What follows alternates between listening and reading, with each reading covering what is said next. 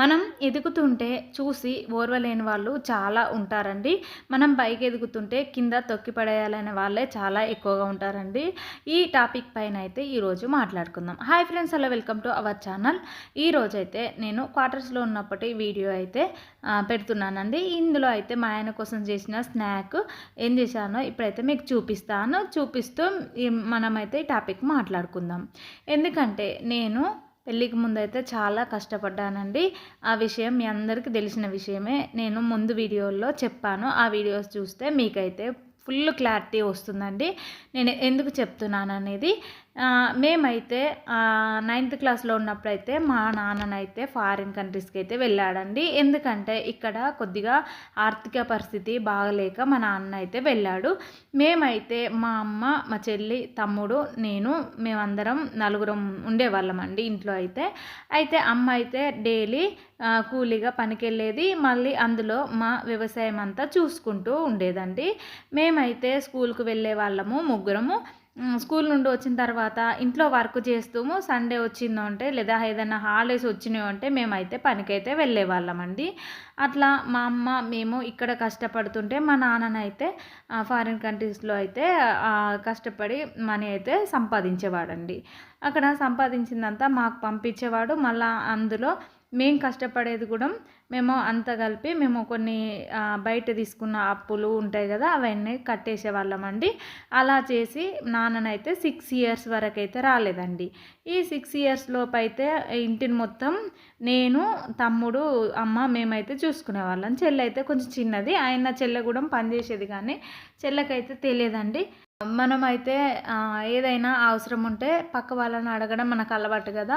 మా నాన్న అయితే ఇక బ్యాంకులో డబ్బులు వేస్తే మా అమ్మకి చదువు రాదండి. మాకు కూడా బ్యాంకు గురించి కూడా అంత తెలియదు. నేను 9th 10th క్లాస్ ఉన్నాం కానీ మాది గవర్నమెంట్ స్కూల్ కాబట్టి అవన్నీ అయితే నాకు తెలియదండి. తమ్ముడు అయితే ఇంకా చిన్నవాడు, ఇంకా చెల్లి అయితే ఇంకా చిన్నది కాబట్టి తెలియక మేమైతే ఎదుటి వాళ్ళ దగ్గరికి వెళ్ళి ఇలా తీసుకురమ్మని అడిగేవాళ్ళమండి. అప్పుడప్పుడు చిరాకు పడేవాళ్ళు, అప్పుడప్పుడు తీసుకొచ్చి ఇచ్చేవాళ్ళండి. అయితే మాది పల్లెటూరు కాబట్టి సిటీకి వెళ్ళి తీసుకురావాలండి. బ్యాంక్ అయితే అప్పుడు సిటీలోనే ఉంటుండే. అయితే వెళ్ళి తీసుకురావడానికి అడిగేవాళ్ళమండి. అయితే నేనైతే సండే వచ్చిందంటే వేరే వాళ్ళకి పనికి వెళ్ళేదాన్ని. పనికి వెళ్తే అక్కడ వెళ్ళిన బంధువులు అయితే ఎప్పుడు 10th తర్వాత నుండి అయితే చదువు మానిపించాలనే చూసేవాళ్ళండి.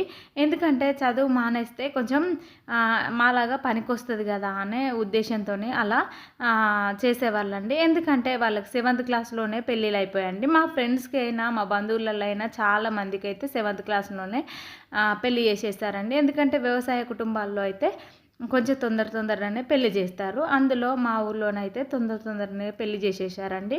ఇక నాకైతే మా అమ్మకైతే చదివించాలనే ఉద్దేశం ఉంది. మా నాన్నకు కూడా పెళ్లి చేయాలని ఉంటుండే కానీ అమ్మ ఒప్పుకోలేదండి దానికి.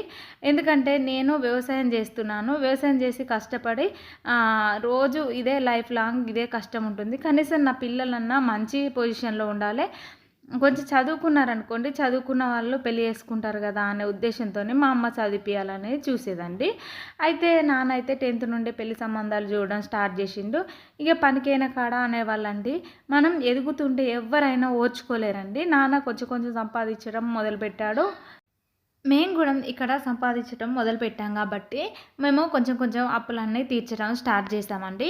ఇక స్టార్ట్ చేసిన తర్వాత నేను కూడా చదువుకుంటాననే ఉద్దేశంతోనే ఉన్నానండి.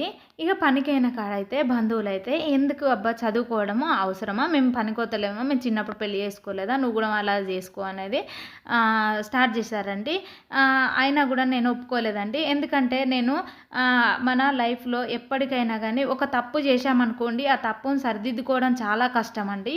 అందుకోసమని మనం ఏదైనా చూస్తూ చూడనట్టు వెళ్ళాలి. బంధువులు చెప్పినట్టుగా మనం అయితే వినకూడదండి. అది మంచి అయితే వినొచ్చండి, చెడు అయితే అస్సలు వినకూడదు. ఎందుకంటే నాకు చాలా తెలుసండి. ఎందుకంటే మనం ఎదుగుతుంటే ఎవరు ఓర్చుకోలేరు. మా నాన్న అక్కడ సంపాదిస్తుండు, మా అమ్మ ఇక్కడ కష్టపడి సంపాదిస్తుంది కాబట్టి మేము కూడా కష్టపడి పని చేసుకుంటున్నాము. ఎటువంటి బ్యాడ్ నేమ్ లేకుండా మేము పని చేసుకుంటున్నాం కాబట్టి కిందికి దొక్కేయాలనే చూస్తారు. అందుకోసమే చదువు మానేయమనంటే నేను మా అమ్మకొచ్చి చెప్పానండి. ఇలా చెప్తున్నారమ్మా అంటే, మా అమ్మ ఉండన్నది, "బిడ్డ నువ్వు మంచిగా చదువుకో. నువ్వెంత చదువుకుంటా అంటే అంత చదివిపిస్తానని" మా అమ్మ అన్నదండి. ఎవ్వరి మాట వినకు. ఒకవేళ వాళ్ళు చెప్పినా గానీ వాళ్ళకి పనికెళ్ళకు. వాళ్ళు చెప్పిన మాటలైతే వినకు. ఎందుకంటే నేను, మీ నాన్న కష్టపడి సంపాదిచ్చేది మీకోసమే గదా! అని మా అమ్మ అన్నది. అందుకోసమనే మా అమ్మ అట్లా కష్టపడి మమ్మల్నయితే మంచి చదువులు చదివిపిచ్చిందండి. నన్నైతే డిగ్రీ వరకు చదివిపిచ్చారు. ఇంగ చెల్లెనైతే పీజీ జేసింది. ఇంగ తమ్ముడు కూడా ఎంబీఏ చేశాడండి. ఎందుకంటే నేను పెద్దదాన్ని కాబట్టి నాకు ముందే పెళ్లి చేశారండి. అందుకోసమని మేము మంచి మంచి చదువులు చదువుకుంటే ఎవ్వరు ఓర్చుకోలేరండి. ఇగ అందుకోసమే ఎప్పుడైనా గానీ మనం ఎదుగుతుంటే ఒకళ్ళు చూసి ఓర్చుకోలేకుండా ఉంటారండి. అలాగా అమ్మ చెప్పిన మాటలు విని నేను మంచిగా చదువుకున్నానండి. ఈరోజైతే ఇలాంటి పరిస్థితిలో ఉండడానికి కారణమైతే మెయిన్ కారణం అమ్మ, నాన్న వీళ్ళే అండి. అందుకోసమనే ఎవ్వరు చెప్పినా వినకూడదండి. మన అమ్మ, నాన్న ఎప్పుడు మన మంచి గురించి చెప్తారండి.